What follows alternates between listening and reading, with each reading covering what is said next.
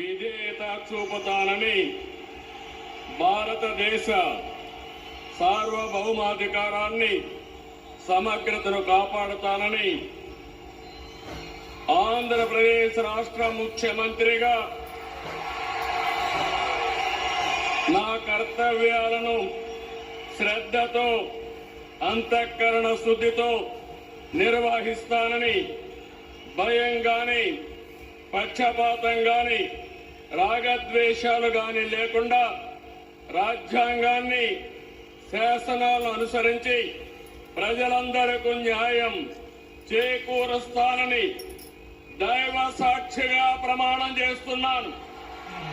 నాకు తెలియవచ్చిన ఏ విషయాన్ని నా కర్తవ్యాలను సక్రమంగా నిర్వహించేందుకు అవసరమైన మేరకు తప్ప ప్రత్యక్షంగా గాని